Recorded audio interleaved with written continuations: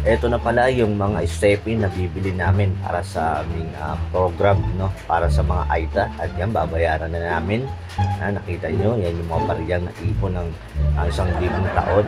At binuhat na natin agad yan para maikarga natin ng mabilis sa ating service. At makabalik din tayo agad sa church para pag-iwa-hiwalay yung magkakaibang size na para madali natin maipagbigay.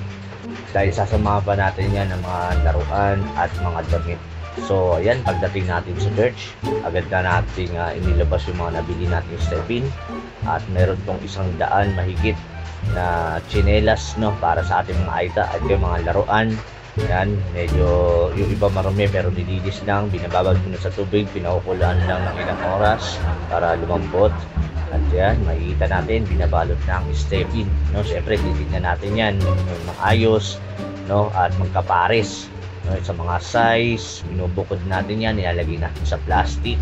Then, after nyan, lalagyan na natin ng laruan o anuman mga donasyon na pwede natin isama. Pagkatapos nyan, naarangkada ulit tayo para kunin yung mga damit na dinonate, no, para sa gawain nito, no. So makikita natin yan at inikarga natin sa motor at yung kasama natin, kapatira natin si Brother Efren na kasama natin na maghakot para mabilis natin maiuwi, no, at makabalik sa church. So dahil ibubukod na natin yan, pag-iwalay yung mga pambabae, panlalaki, pambata, pangmatanda. So yan, nakita natin, ibubinukod na natin lahat ng sapatos, ay mga damit, yung mga pangalan po yan, na pambabae po yan, no, pang formal, yung mga tsinelas at yung mga tsinelas na mayroong mga kasama ng mga mapapakinabagang gamit para sa ating mga AITA.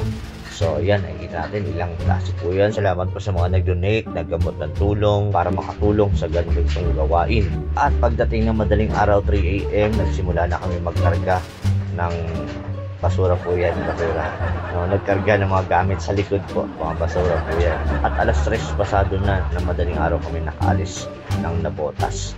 At ayun, para sa una naming destinasyon, may dinaanan po namin dito yung pastor na kausap namin bago kami magtungo dun sa destinasyon na kung saan sasagawa ang gawain para sa mga AITA. So tara, pasok tayo para makakain na din, no, para pagpanik natin sa bundok, may lakas tayo, no, dahil lang susunod na kain natin dyan is tanghalian na. At pagkatapos namin kumain at mga ilang sandali lang, kami ay aalis na dahil may ilang minuto rin ang biyahe papunta sa aming destinasyon. At syempre, sa mga miyembro nating nakasama ay bigyan natin ng magandang introduce, kaya pasok!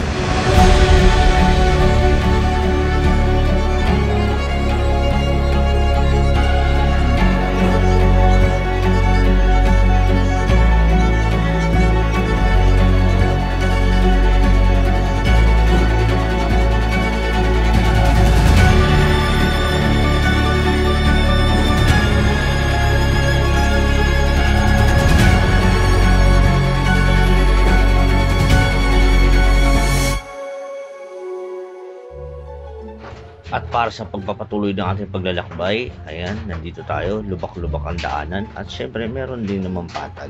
So pinas forward na natin para mabilis tayo makarating sa ating pupuntahan. At ayan, makikita na natin, natatanong na natin may mga bahay na. No, nakikita natin may nakakasalubong tayo ng mga AITA, no? At meron din mga ibang tao na mga dayuhan. So makikita natin dito, no, na parang bumalik tayo sa mga unang henerasyon, no, na kung saan makikita natin yung mga bata nasa kalsada, no, yung klase ng pamumuhay ng mga tao dito. At syempre, yan, nakarating na tayo sa ating destinasyon na bandang itaas. Ito yung pinaka matarik na parte, pero hindi naman ganong katarik. So kayang umahon ng sasakyan dyan. At makikita natin, ayan na yung area na kung saan pagdarausan ng ating gawain. So magbababa tayo ng gamit dyan, mag-setup. At ayan, nagsimula na ang ating pagtuturo, nag-awitan, games. At syempre, hindi mawawala ay ang pag-aaral galing sa salita ng ating Panginoon. At ibinigay na natin ang munting regalo na inihanda namin para sa kanila. At ibang laruan, yan, tsinelas, stuffed toys, na alam natin na mapapakinabangan nila araw-araw. At syempre, may pagkain tayong inihanda para sa mga bata. At para sa ating pagtatapos, maraming salamat po sa lahat na sumuporta para sa ganitong gawain at sa mga susunod na ganitong gawain na maulit ito ay patuloy natin itong suportahan. Yung mga pastor, ay ng mga members, at lahat na nag-participate sa ating gawain. Para magtagumpay ang ganitong gawain ay maraming salamat po at magkita-kita po tayo sa mga susunod po na gawain.